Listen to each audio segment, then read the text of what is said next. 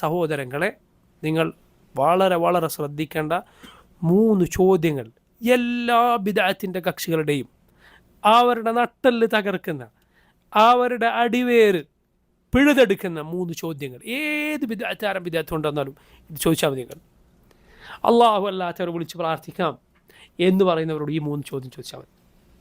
ഉത്തരം പറയാൻ ഒരു ബിദ്അത്തിന്റെ കക്ഷിക്കും സാധ്യമല്ല. എന്താണ് ആ 3 ചോദ്യങ്ങൾ? ഇതാ, ഖുർആനിലും സുന്നത്തിലും ഇത്രയും ആയത്തുകൾ, ഇത്രയും ഹദീസുകൾ ഇക്കാര്യം വന്നിരിക്കുന്നു. അള്ളാഹുവിൻ്റെ സിഫത്തുകൾ, അവൻ കോപിക്കും, അവൻ തൃപ്തിപ്പെടും, അവൻ സ്നേഹിക്കും, ഇതൊക്കെ ഒരു നിഷേധിക്കുന്ന സിഫത്തുകളാണ്. അവൻ്റെ മുഖം, അവൻ്റെ കൈ. ഇനി പോകട്ടെ, അള്ളാഹു അല്ലാത്തവർ വിളിച്ച് പ്രാർത്ഥിക്കുന്നവരാണോ?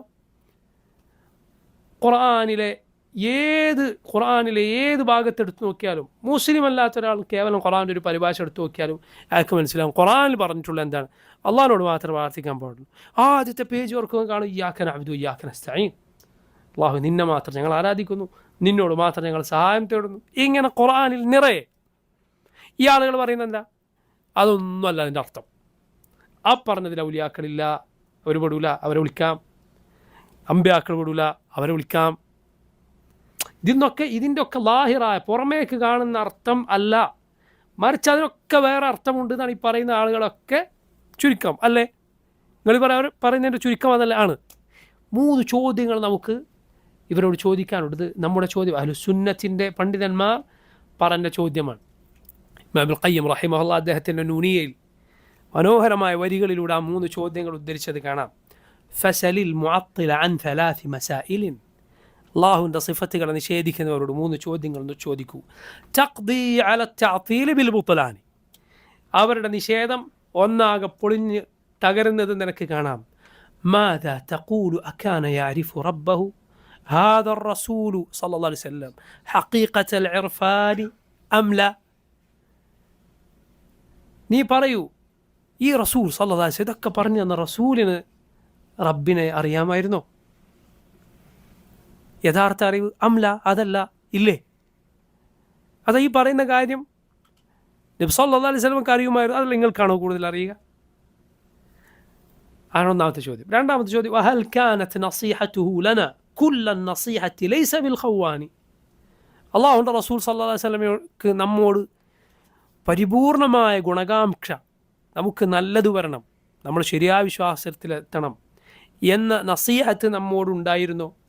ലൈസ ബിൽ ഖവാനി, അവിടുന്ന് ഒരിക്കലും നമ്മോട് വഞ്ചന കാണിക്കാത്ത നബിയായിരുന്നു. അംല, അല്ല, അങ്ങനെയല്ലേ? ഇതാണ് നബി സല്ലല്ലാഹു അലൈഹി വസല്ലം നമ്മോട് നസീഹത്തുണ്ടോ? ഒന്നാമത്തെ ചോദ്യം എന്താണ്? നിങ്ങൾക്കാണോ അറിവ് ഇതൊക്കെ? അതല്ല, റസൂലുള്ളാഹി സ്വല്ലല്ലാഹു അലൈഹി വസല്ലം കാണാം. പിന്നെയോ, നമ്മൾ നന്നാകണം, വഴികെട്ടു പോകരുത് എന്ന് ആഗ്രഹം, നമ്മോട് ഗുണകാംക്ഷ നിങ്ങൾക്കാണോ കൂടുതൽ? അതല്ല, റസൂലുള്ളാഹി സ്വല്ലല്ലാഹു അലൈഹി വസല്ലം കാണോ? മൂന്നാമത്തെ ചോദ്യം, വഹൽ ഹാസൽ ബലാഗത കുല്ലഹ ഫല്ലഫ്ദു വൽ മഅനാ ലഹു തൗആനി. നന്നായി, നല്ല സ്ഫുടമായി, വ്യക്തമായി, ഫസാഹത്തോടെ, ഭംഗിയായി കാര്യം വിവരിക്കാനുള്ള കഴിവ് നബി സല്ലല്ലാഹു അലൈഹി വസല്ലമക്ക് ഉണ്ടായിരുന്നോ? അർത്ഥവും പദപ്രയോഗവും നബി സല്ലല്ലാഹു അലൈഹി വസല്ലമക്ക് സുന്ദരമായി തൻ്റെ നാവിൽ ഒരുമിപ്പിക്കാൻ കഴിഞ്ഞിരുന്നോ? ചുരുക്കി പറഞ്ഞാൽ, നിങ്ങൾക്കാണോ നന്നായി പറയാൻ, വിശദീകരിച്ചു തരാൻ കഴിവുള്ളൂ? അതല്ല, റസൂലുള്ളാഹി സ്വല്ലല്ലാഹു അലൈഹി വസല്ലം കാണാം. അറിവ്, നസീഹത്ത്, ബലാഗത്ത്, അറിവ്, അതുപോലെ ഗുണകാംക്ഷ പറഞ്ഞു തരാനുള്ള കഴിവ് നിങ്ങൾക്കാണോ? അതല്ല, അല്ലാഹുവിൻ്റെ റസൂൽ സല്ലല്ലാഹു അലൈഹി വസല്ലം കാണോ?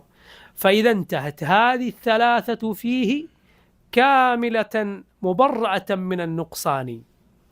ഈ പറഞ്ഞ 3 റസൂലുള്ളാഹി സ്വല്ലല്ലാഹു അലൈഹി വസല്ലമക്കാണ് പൂർണ്ണമായും ഒരു ന്യൂനതയുമില്ലാതെ ഒത്തുചേർന്നത് എങ്കിൽ ഫലിഷ് അയ്യി ഷൈഇൻ ആശ ഫീനാ കാതിമൻ.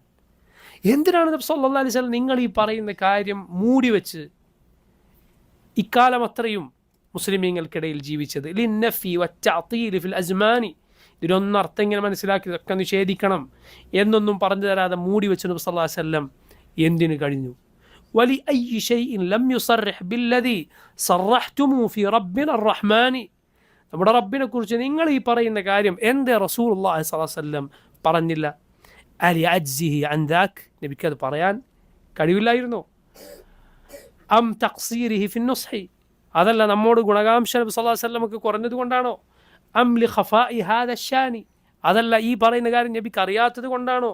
ഹഷാഹു, ഒരിക്കലും റസൂലുള്ളാഹി സ്വല്ലല്ലാഹു അലൈഹി വസല്ലം അല്ല അത്. ബൽ ദാ വസ്ഫുക്കും യാ ഉമ്മത തഅതീലി ലൽ മബ്ഊസ് ബിൽ ഖുർആനി. അള്ളാഹിൻ്റെ സിഫത്തുകളൊക്കെ നിഷേധിക്കുന്ന നിങ്ങൾക്കാണ് ഈ പറഞ്ഞൊക്കെ യോജിക്കുക, അതല്ലാതെ ഖുർആനുമായി നിയോഗിക്കപ്പെട്ട റസൂലുള്ളാഹി സ്വല്ലല്ലാഹു അലൈഹി വസല്ലമക്കല്ല.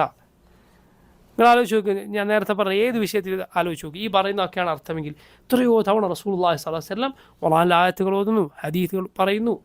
എവിടെയും നബി സല്ലല്ലാഹു അലൈഹി വസല്ലം പറഞ്ഞു ഇതാ ഈ പറഞ്ഞ അർത്ഥമല്ല കേട്ടോ, ഇതിങ്ങനെയാണ് അർത്ഥം. ഒന്നുകിൽ നബി സല്ലല്ലാഹു അലൈഹി വസല്ലമക്ക് അത് അറിയാതിരിക്കണം, നബിക്ക് അറിയില്ല ഞങ്ങൾക്കാണെന്ന് അറിയാം, ഞങ്ങൾക്കാണ് അറിയുക എന്നൊരുത്തം പറഞ്ഞാൽ അതോടെ അവൻ കാഫിറായി. അതല്ല നബിക്ക് അറിയുമോ എന്ന് സമ്മതിച്ചാൽ പിന്നെ എന്തുകൊണ്ട് നബി സല്ലല്ലാഹു അലൈഹി വസല്ലം പറഞ്ഞില്ല? പറയാൻ അറിയാനിട്ടാണോ?